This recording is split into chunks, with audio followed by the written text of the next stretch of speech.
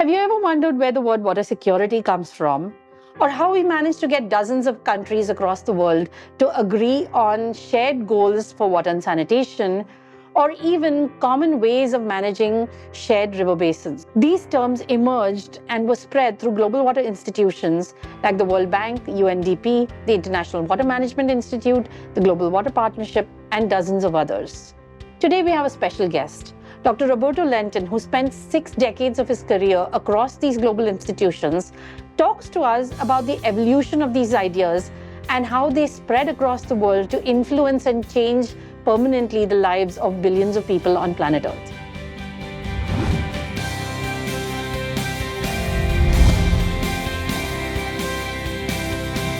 Today, I have a very special person and a rare individual who can speak about the water sector globally and with a span of a 60-year-long career. And we rarely get an opportunity to talk to someone who's had a ringside view of almost all of the major occurrences in the water sector over the last 5 decades or so. It's a real pleasure to welcome Dr. Roberto Lenton, who's one of the world's foremost authorities on water security and international development, with a career spanning almost 5 decades and 5 continents. He was born in Argentina, where he trained as a civil engineer at the University of Buenos Aires, before earning a master's and PhD at the Massachusetts Institute of Technology, where he later became assistant professor of civil and environmental engineering. After his early stint at MIT, though, his career moved with a fluidity between research practice and high-level policy in a way that really is rare and distinctive in the water sector. So he's covered many, many institutions, and most people would be happy having helped form just one major global institution. But Roberto has actually, to my count, at least helped birth 3. He helped found, with a group of people from his work at Ford Foundation, the International Irrigation Management Institute, which later became IWMI, or the International Water Management Institute. He was also one of the early proponents of the Global Water Partnership, along with others, and finally the Dougherty Water for Food Institute at University of Nebraska-Lincoln, where he continues to be an emeritus professor. Today, we're going to talk largely about Roberto's new book, Confronting Water Insecurity, Global Institutions and the Transformation of Water Science, Policy and Practice, which was recently published by the University of Nebraska-Lincoln. I have a copy of the book. Roberto, welcome to the podcast. It's been an absolute pleasure reading the book, and I'm so excited to dive into the history of the water sector, really. Well, thank you very much, Veena. It's just a pleasure to be here, and thank you for that very generous introduction, and look forward to our conversation. So let's start with why this book. So, this book covers almost 8 decades, starting from the 1940s all the way to 2024 when you started writing it. And that's an unusually long sweep for a policy book. So why did you feel it necessary to kind of present this definitive history of global water institutions? And what would have been different if you had just talked about maybe the last 3 decades, starting in the 1990s? So can you kind of walk us through your thought process of what motivated it? Well, I actually started with a shorter time frame. And as I was beginning to write the book and the proposal, I realized that if you really wanted to see the evolution of thinking from global thinking, you had to start with when the global multilateral system commenced, which was with the creation of the UN in 1945. I realized that you really had to tell the whole story, how it all makes sense. So I see 1945 as a turning point. Before that, the only institutions involved in water management were national and subnational institutions. After 1945, global institutions started playing a role as well. So it just seemed important to start there. As I got deeper into the book, I realized also that some of the fundamental decisions that really shaped the global institutional architecture of today were made in those early years. In those early years, really shaped the institutional system that we have today. And in addition, many of the important foundation stones were laid during that early period. The International Hydrological Decade where people first started thinking of water as a global subject, that was in 1965 to 1974. So it was during that early period, and it really laid some important foundations at that time. The whole concept of integrated river basin development started in that early period. The Harvard Water Program was in the late 50s, which really shaped thinking about integrated planning and management. And so all those things really had to be captured. So I'm glad that I made that decision to cover the full suite, because I think it's a more interesting story and a more complete story. So in a sense, history of global water institutions started with the 1940s. So that makes sense. You started your career, of course, as an engineer, and most people would have chosen to write about, waters and rivers and aquifers and integrated water resources management. But you chose to focus on institutions. And I was wondering what motivated you to look at institutions. Why did you think that was interesting? I guess part of it was shaped by my personal experience with global institutions. And the book emphasizes this, sees the management of water, the governance of water, as requiring physical infrastructure, including natural and built infrastructure. And that's a very important part of the story. But it also requires institutional infrastructure. And the institutional infrastructure really shapes what you can do with the physical infrastructure. So I see those two as equally important, to focus on institutions as the framework for my book. And I also wanted to look at the interplay between science and policy and practice. And that is, of course, fundamentally driven by institutions, and in my case, of course, global institutions. Right. So I think what I found really exciting, I mean, there were lots of things, but what I'm going to ask you to do is to kind of walk us through some of the key highlights. Like, you divided your book into broad sections or eras, if you want to call them. But one thing that I found sort of interesting was that some of these things sort of happened almost by accident. I always wondered why UNESCO had an international hydrological program. It seemed so random. And your book kind of lays those early days of UNESCO. And I was wondering if you could kind of walk us through, why does UNESCO today host the International Hydrological Program? It's a very interesting story. It's told, in fact, by a book by a UNESCO long-term staffer. And I think it's called something like UNESCO's Water Adventure, where he describes that it was really accidental. The S in UNESCO is science.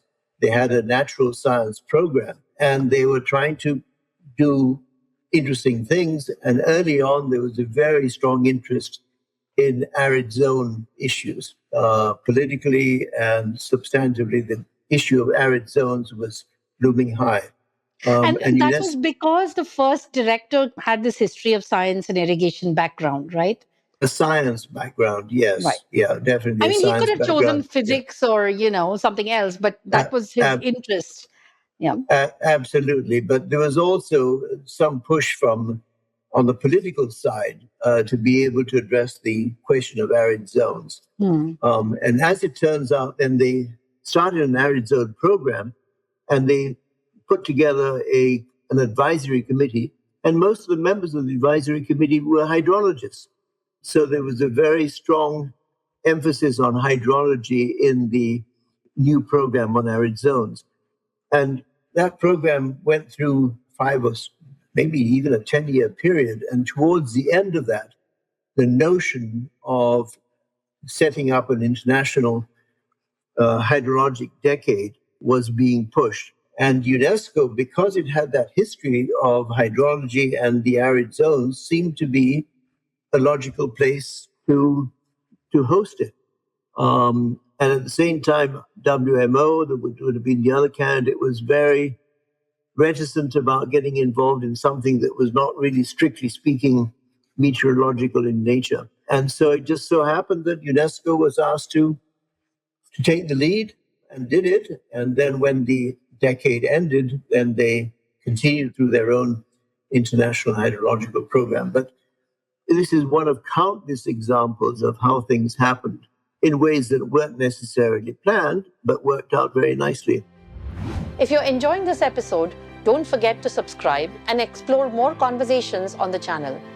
Share this episode with your colleagues, friends, or anyone interested in water and sustainability. And tell us about yourself in the comments.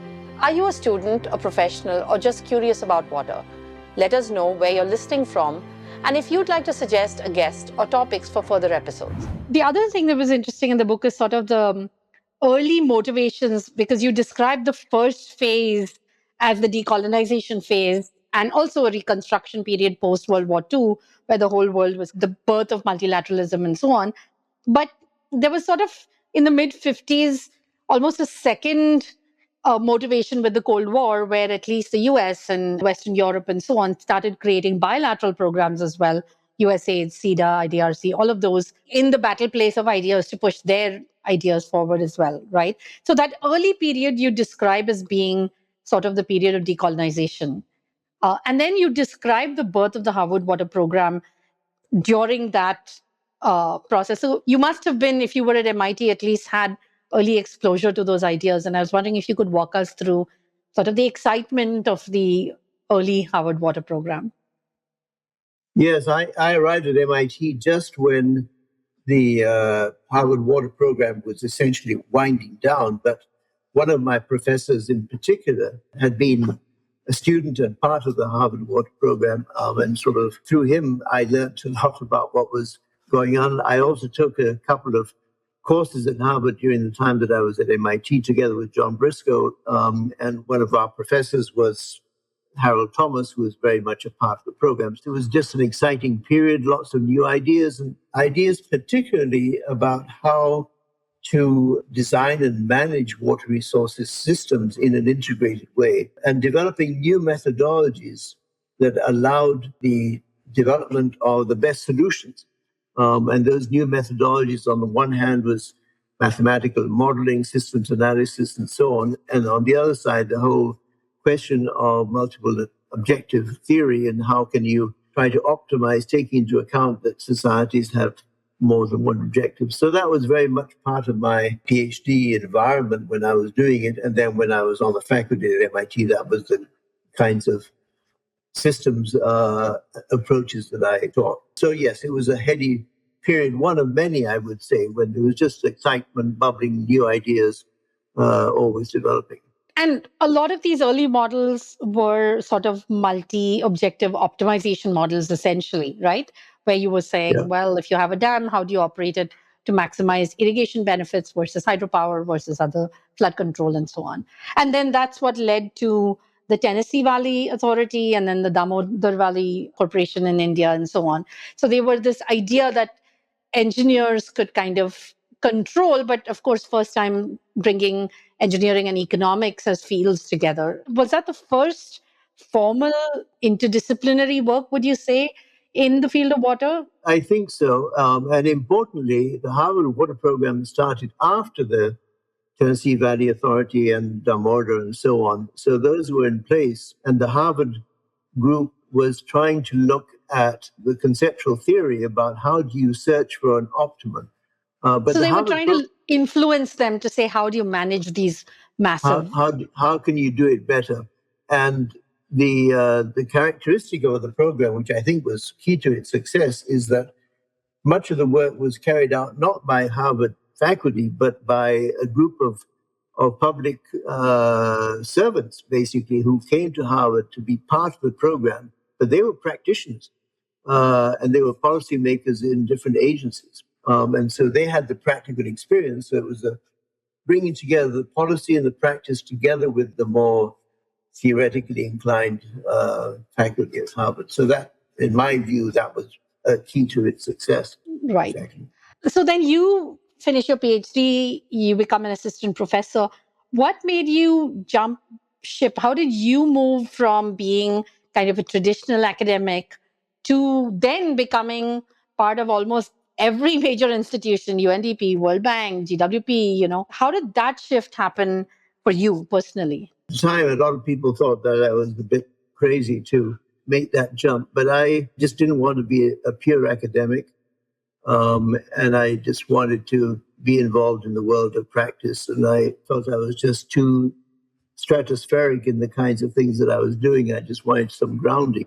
And as it turns out, the Ford Foundation was looking for somebody in India to manage their program on water. It was probably the first adventure of the Ford Foundation into the field of water. And that's how a group of Ford Foundation people came over to MIT one day, and we had a good chat. And a few months later, I was landing in New Delhi. So it was a sharp change, but it was a wonderful decision. I think it really opened up a whole different world. And my time at the Ford Foundation was hugely, it shaped so much of what I did later on. And it was a whole social science education that I received when I was at the Ford Foundation, because, as you know, the Ford Foundation is primarily social science oriented, Rockefeller Foundation more physical science oriented. And so my colleagues I just learned were mostly social scientists, and I learned so much from them. Ford Foundation was very field oriented, so I spent a lot of time out in the field and visiting irrigation systems with the likes of Robert Chambers and David Secklers and others. So it was a great education. So I never regret that decision. Amazing. This was about 1977 that you joined?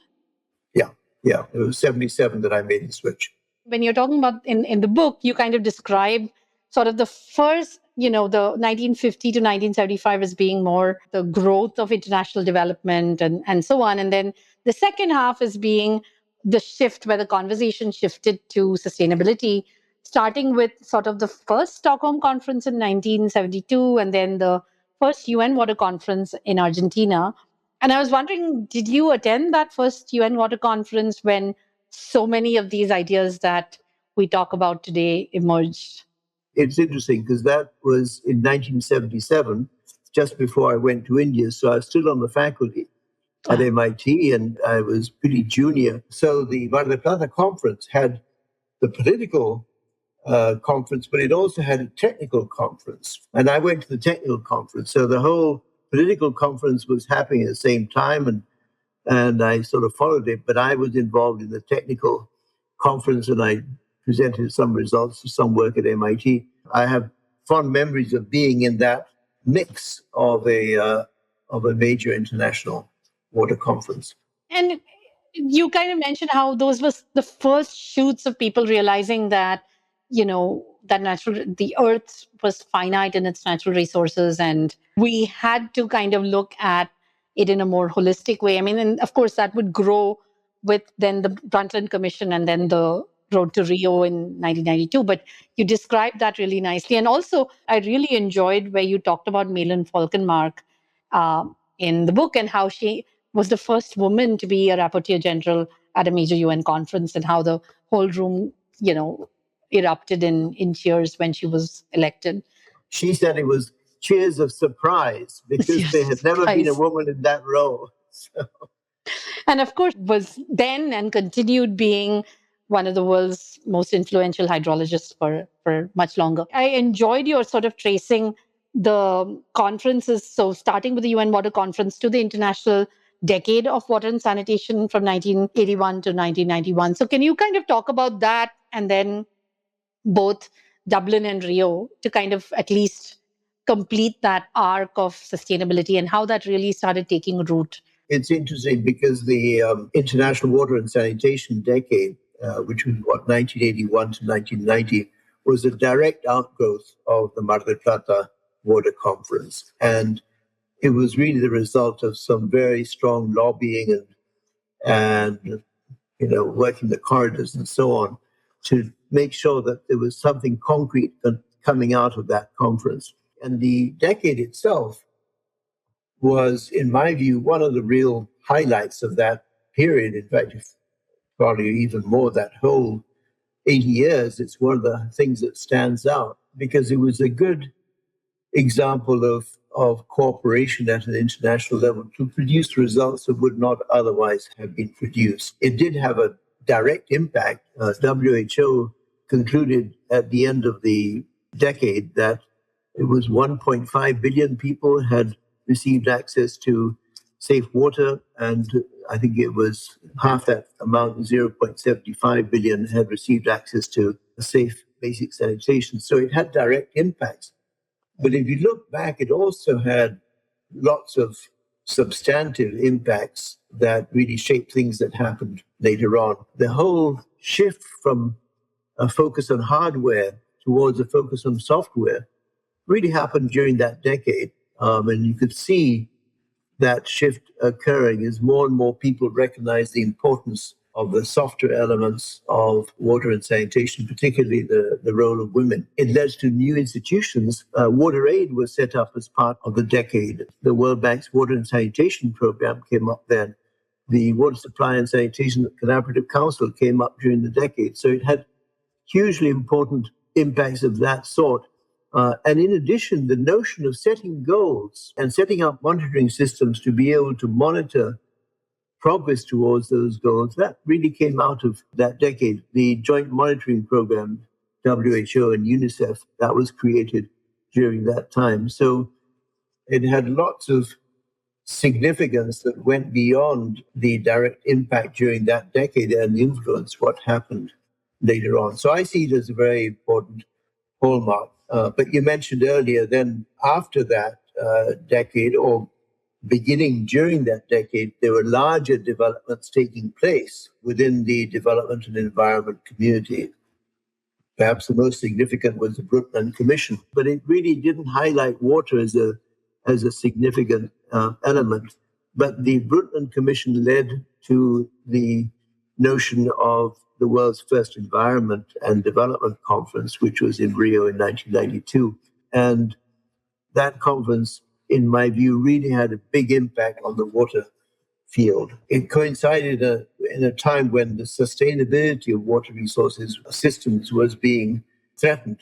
And so the notion of having to manage water in an integrated way in order to ensure its sustainability, that became a very much important part of the Rio conference. And Agenda 21, which is the main output of the Rio conference, had a special chapter on water, and in my view, that really influenced thinking. A lot of it was because there was a preparatory conference in Dublin before that, which I did attend, and that laid the foundations for much of what happened. What we call the Dublin Principles today. Exactly, the Dublin Principle as part of that.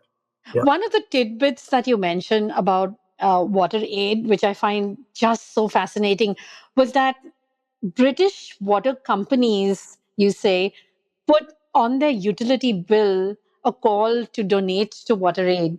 I mean, it seems so unthinkable in today's world, but it really reflects sort of the excitement and belief in what international cooperation must have been in that period, that people were willing to. And you say that was one of the main drivers of financial sustainability for an international organization like WaterAid. Does that remain true even today, or that they still get, 1 and 2 pound donations from British citizens through their water, or that ended at some point?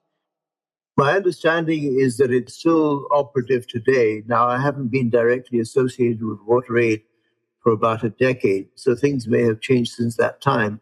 But certainly when I was involved in WaterAid America, that system still held true, and it provided WaterAid with an ability to be able to sustain itself over long periods of time. That wouldn't have happened without that major decision. And it shows really the dynamic at play here. There was so much excitement around the notion of a coordinated multilateral water and sanitation decade that a group of people in the UK would then make a decision and a commitment of that sort. It was really generated by the excitement around the notion.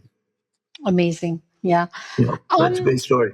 It really is. So the other thing is, when I sort of read your book, it feels like the 80s were kind of the big push on data, water, and sanitation, but the 90s were really just a huge amount of the ideating around the more river basin scale, even the movement of what was IWMI, the International Irrigation Water Management Institute, becoming the International Water Management Institute, just because of the realization that you can't think about water just at the on-farm, and you might gain on-farm efficiency but lose basin scale. And but the blue and green water, the idea of virtual water, I mean, all of those big ideas emerged in the 1990s. And then after that, it seems relatively thin, which is why I am mentioning the 90s separately.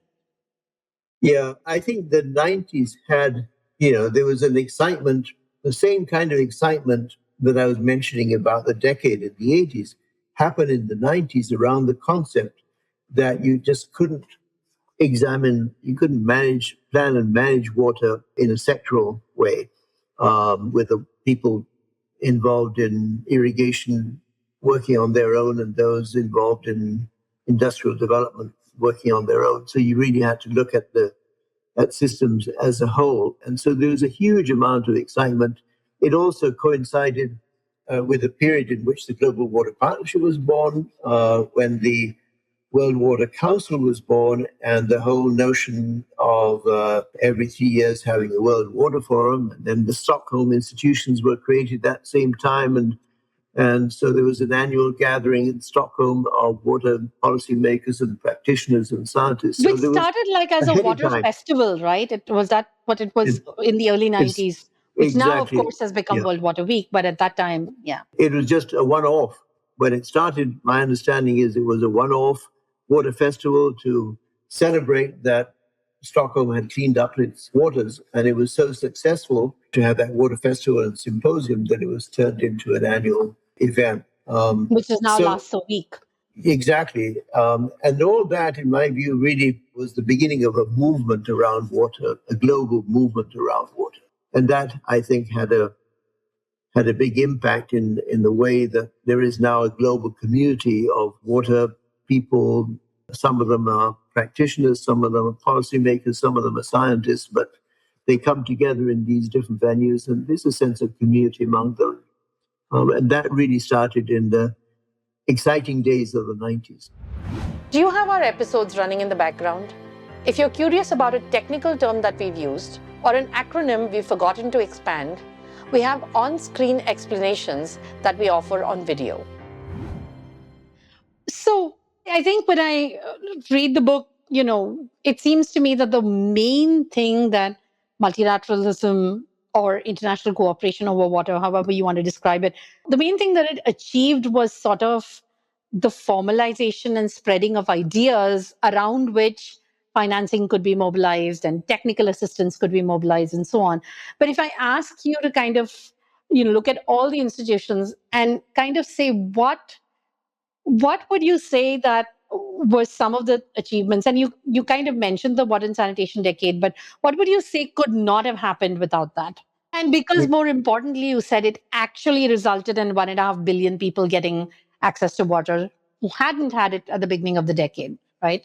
The one that jumps out is certainly the water and sanitation decade, because it was, I think, had much more of a bang than subsequent decades. Yeah, and some of that may have happened, but not the 1.5 billion. Right. Certainly, there would have been increase in access, but probably not the extent that we were talking about there. But as you said, a lot of it was ideas that then shaped in different ways what happened on the ground.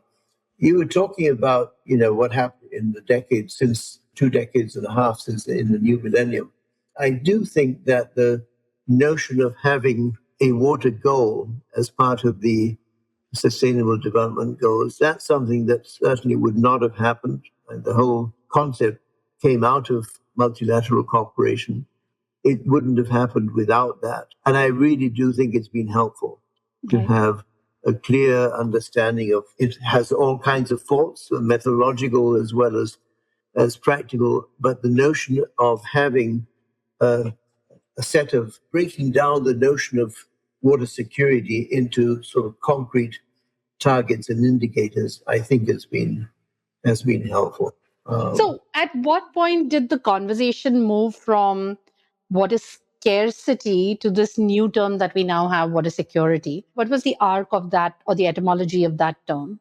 The term, as far as I could tell, was used for the first time in the late 90s. And I think the Global Water Partnership used it in some publications. And it was used sort of sporadically without necessarily defining the term, but tracing parallels with the notion of food security and energy security. But then in the first decade of this new millennium, there was much more of an attempt to try to define what water security was all about. And in my view, the important thing about the notion of water security is that it deals both with the positive power of water and the use of water for different purposes, but it also is looking at the destructive power of water, and therefore how do you manage floods and how do you manage droughts? And the notion really encompasses both those things. So it is different, in my view, from the notion of water scarcity, which only looks at half of that equation. It doesn't look at what happens when you have too much water. And it's a notion that even though the term wasn't used, you could really see it as being part of human societies right from the early stages, that the quest for water security was something that drove early societies. So they wanted to control water in order to be able to irrigate crops and produce more agricultural outputs. But they also needed to control water from floods because early societies were very vulnerable to that. So I like the notion of water security from that perspective, that you can see some historical continuity to the term, even though the term itself is a relatively new term. So it's interesting, but we missed a beat between Rio and the SDGs, which was the Millennium Development Goals. Was that just a continuation essentially of the International Decade on Water and Sanitation? Because people were like, well, that went really well. Let's just continue it with, the JMP and all of those systems we have in place, just continuing, because we got 1.5 billion people to have water, but there's still a billion that don't have it, and let's just get that fixed. Was that kind of the logic of the Millennium Development Goals around water? My sense is that and I describe a little bit of this in the book, is that the Millennium Development Goals were sort of top-down, that came from the UN system in the new millennium, with Kofi Annan wanting to articulate goals that were shared universally. And so in his speech in the Millennium Summit, he outlined those goals, which then became the Millennium Development Goals. There wasn't a lot of consultation, there wasn't a lot of buy-in around those. And particularly the water goals weren't very well developed in the Millennium Development Goals context. There was an environment goal, and within the environment goal, they had targets for water and sanitation, which really had as much to do with the other goals as they had to do with the environment goal, because the targets were very much specific, related to water and sanitation, rather than the management of water. So the wonderful thing about it is that it did articulate a set of common goals, but in the water sector, it was a little bit unsatisfactory and just didn't seem to really capture the things that were important. It captured very, very well the water and sanitation goals, particularly after the sanitation goal was articulated and brought into that. So it captured that part of the water very, very well, but they didn't do a very good job at capturing the totality of the issues that relate to water, which were then addressed in the Sustainable Development Goals framework.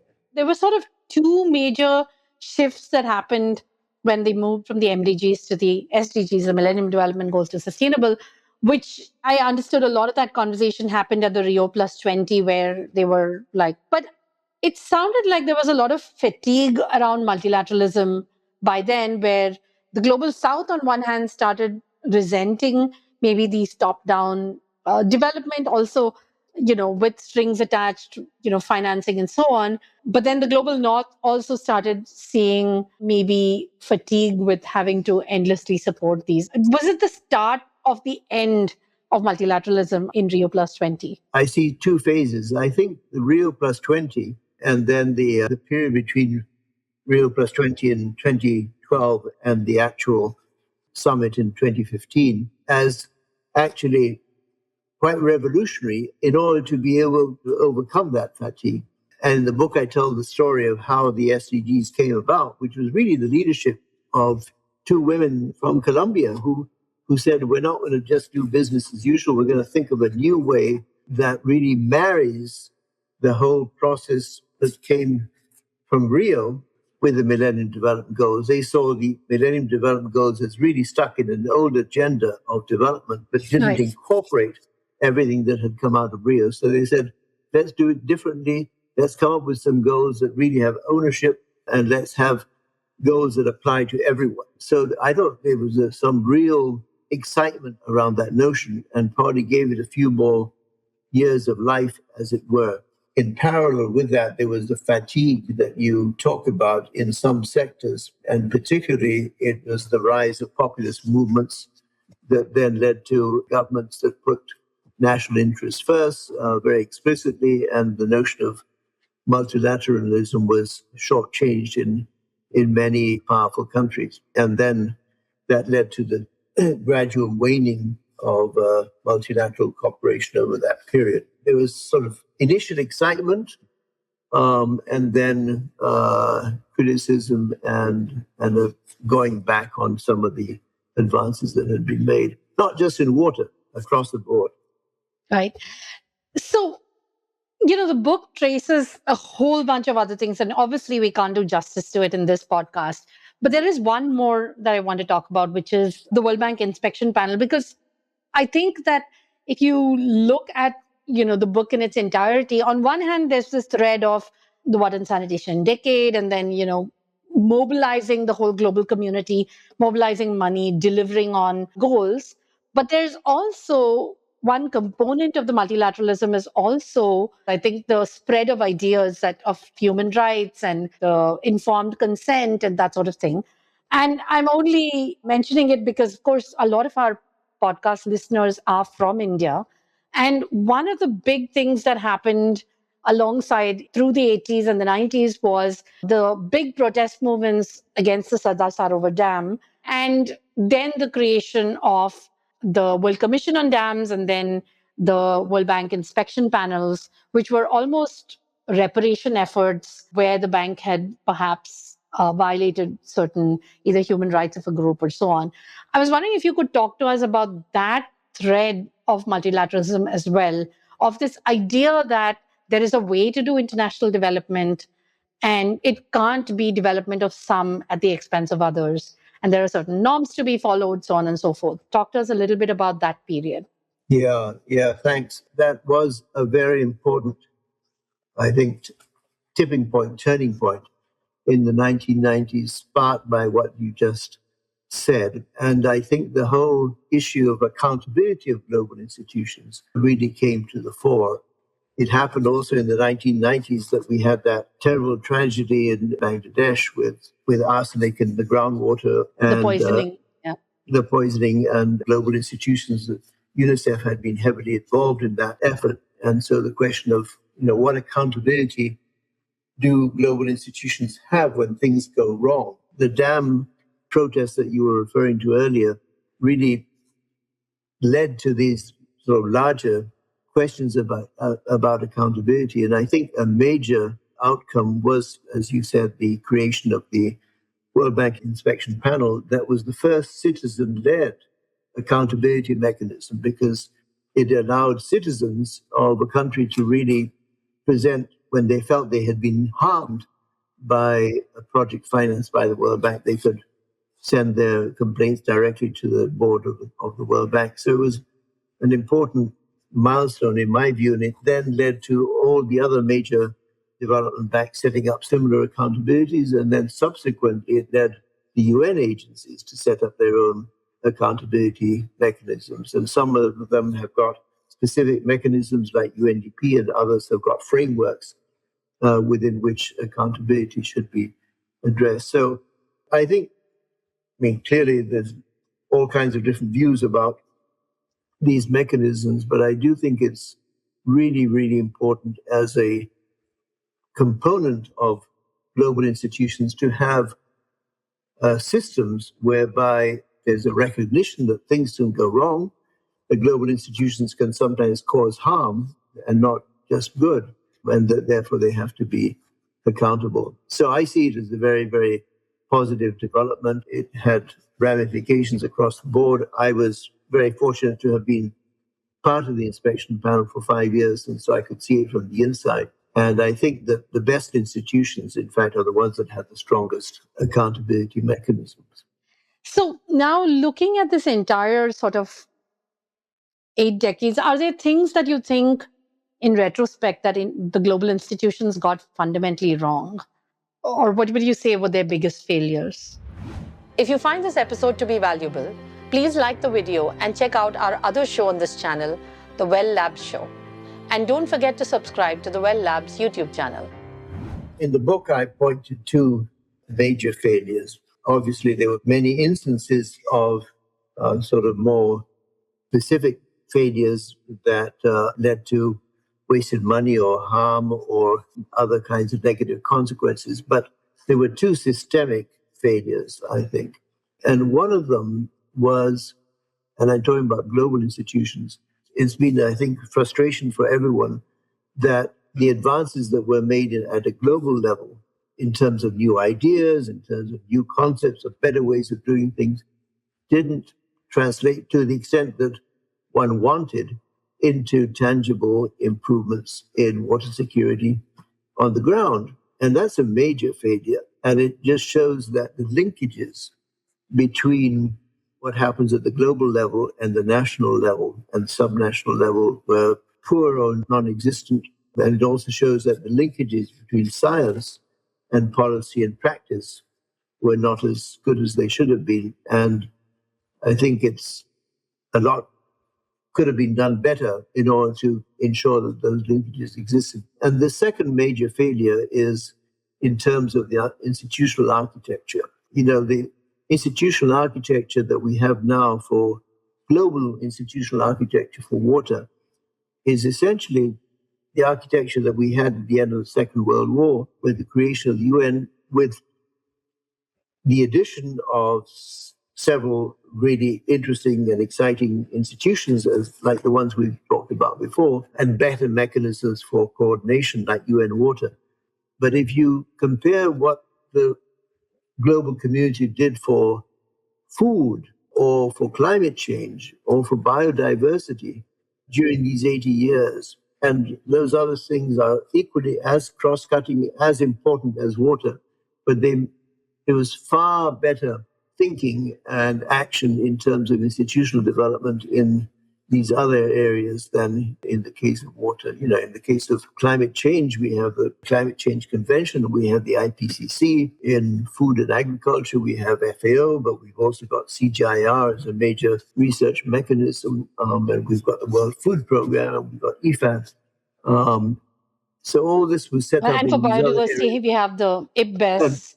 Exactly. Right? So we have the science part and we got the convention. So you got the convention, but the scientific ability to be able to address new challenges based on new knowledge about them.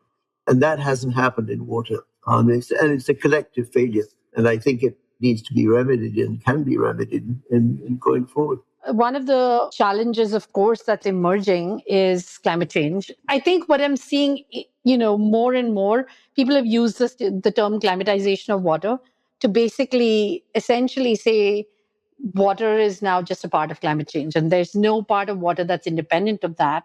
And do you think that the institutions that were created over the last 8 decades are kind of well equipped to address climate change, or is kind of subsuming all of the water sector into climate kind of going to be problematic in different ways? Yeah, I think subsuming it as part of climate is going to be problematic because, there are challenges that we already see on the horizon that really are not directly linked to climate that the world is going to have to address. Just as an example, the need for huge amounts of water for new AI data centers and so on. So there are challenges that have to be addressed that really go beyond those related to climate change. And I think the institutional architecture that we have now is just not able to address the climate change dimension, at the same time not able to address the new challenges that might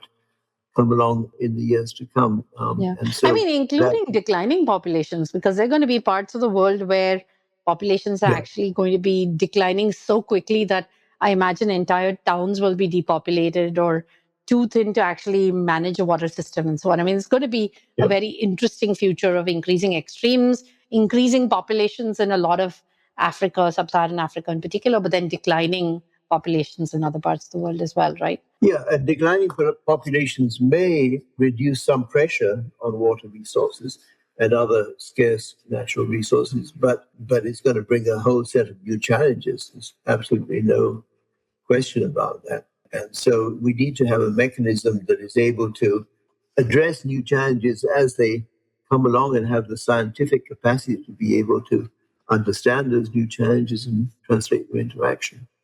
So, Roberto, in your 6 decades of work, kind of where you've been at the helm of sort of international cooperation around water, have you seen kind of national interests, overwhelm or constrain the efforts in a way that actually prevented outcomes that could have easily happened from happening? So, where have you seen kind of real pushback from national interests, which there was a problem that could have been solved with better cooperation, but we just couldn't? Yeah, well, of course, some of it happens under current systems of funding. We've seen funding for important initiatives disappear or be reduced drastically. So that's one way in which national interests affect multilateral cooperation. But there also have been examples where national ideologies get in the way of good science, as I put in the book, where ideology trumps science. We want to have a system whereby science can really inform what is done on the policy front. And there's a very good example that I describe in my book about a case in Peru that had to do with water law. And I think this was in the 1990s, where Peruvians felt under pressure by the World Bank as a conditionality of a loan in the water sector to make a change in its water law. And the change in the water law seemed to be completely contrary to what the science said, which was that you had to treat water very carefully, take into account its particular characteristics in any legislation around water. So that was the case. This was the time of the Washington Consensus. So it was clearly a case of ideology then being translated into a conditionality of a World Bank loan and coming up with something that didn't really make sense from a substantive water point of view. And the good news in this particular case is that there were some really brave public servants in Peru that raised concerns about this. And the World Bank listened and set up a process whereby the whole issue could be discussed with scientists and with practitioners and with policymakers. And over a 3 or 4 year period, they really had a series of workshops and studies and so on, with the final outcome being that whole thing was set aside and the loan went ahead without a change in the legislation. But that was a clear case of initially ideology trumping the science, but as a result of this process involving scientists and practitioners and policymakers, you ended up with the science prevailing over the ideology. Yeah, you also talk about the Washington Consensus being responsible for all of the utility privatizations in the late 90s and early 2000s. And then eventually, I think a lot of those, maybe because of the Cochabamba, Bolivia case, which triggered massive protests, a lot of those were eventually rolled back as well. But you write in your book that that was sort of ill-considered set of reforms that were pushed, again, for ideological reasons, right? Countries felt under pressure, and there was a lot of privatization happening without the proper regulatory frameworks in place. And as you say, a lot of that has been rolled back since that time. But certainly in the 90s and the early 2000s, that was a dominant subject. The whole question of privatization was a hugely important issue in the water world. Yeah, yeah.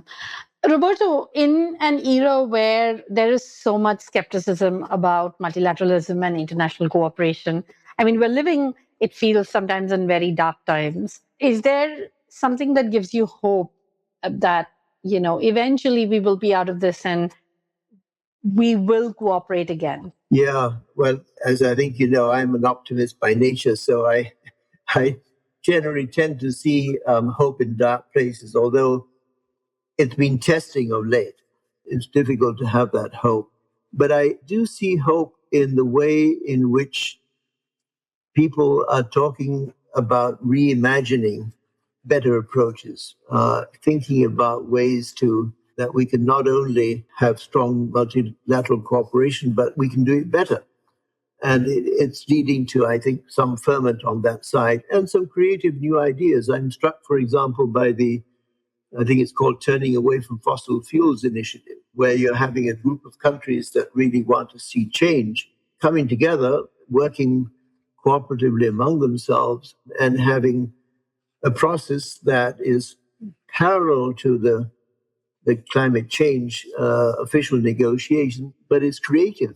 We are seeing already, I think, within the water community, a lot of interest around that. And I think the preparations now for the 2026 water conference in December and the next one in 2028, I think those are important processes and a lot of excitement, new ideas coming around how to think of the future through those conferences.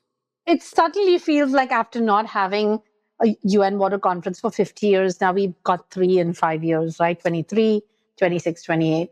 And hopefully, what your dream of having sort of the IPCC equivalent for water, which a lot of people have been talking about, at least for a few years now, maybe that idea will fructify. I want to kind of end with two thoughts. One is on data. This is the Water Data podcast. And I would say, water data is not just hard data, but soft data. And your idea of tracing the history of institutions and the history of ideas and etymologies of water definitely counts. But when I look back at some of the history of the water sector over 60 years, I mean, some of those things I feel could have been better addressed with better data. So, for example, those battles over the World Commission of Dams, right? I mean, there's even today in India a push, a lot of countries wanted to reject the primary findings of the World Commission and the primary recommendations. But I still find that after 25 years of the World Commission of Dam report coming out, you don't see just basic studies on post facto evaluation of some of these structures. I mean, you don't have to do anything, but don't you just want to know what happened to the structures and why did salinization happen and what happened to all those people who got relocated? Were they better off ultimately? It's always endlessly surprising to me that we are strangely incurious about some of these things. But wouldn't we do so much better if we just collected a lot more data? And so I wanted you to kind of reflect on sort of the trajectory of the centrality and importance of data over your 60-year career. And then, secondly, to kind of tell us if you were starting off out again, a lot of our listeners are young professionals, mostly in India and the global south, are starting off their careers. What would you be excited about and what would you recommend them to do? So, the two questions on data and career. Yeah, on data, I obviously share what you say that so much of what we have is poorly informed by data and data in the broader sense, as you described it. So, again, I think it's part of the science policy interface. So many major policy decisions are really being made even today in the absence of good and objective data. And even the data that is coming out from the Sustainable Development Goals framework, there are all kinds of methodological difficulties, but it does provide an attempt at having data then drive much of the action that follows. I think there have been some important milestones on the data front over the last several decades. I think Aquastat at FAO, right, I think is a good example of a data initiative that started out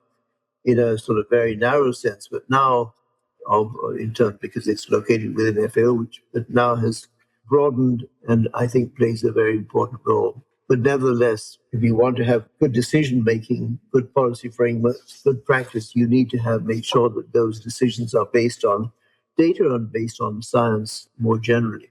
In terms of your second question, in terms of young professionals now, I was lucky that I started out in government, and then my first job, then I moved into research, and then I was several years involved in global institutions, and then I got involved in civil society organizations through primarily from a board perspective with WaterAid. And so I was able to see these different institutions. And my conclusion is that you can sort of start in any of those as long as you have a perspective that incorporates an understanding of what other actors are doing and engaging in. The one thing that I guess I found very helpful is being, as a young person, being involved in an institution that, on the one hand, allowed young people to have influence, which often doesn't happen. In my case, that was the Ford Foundation. The Ford Foundation put all the control and the authority in the hands of young program officers. And so I was in my 30s there, and had a degree of authority that is unusual in that sense.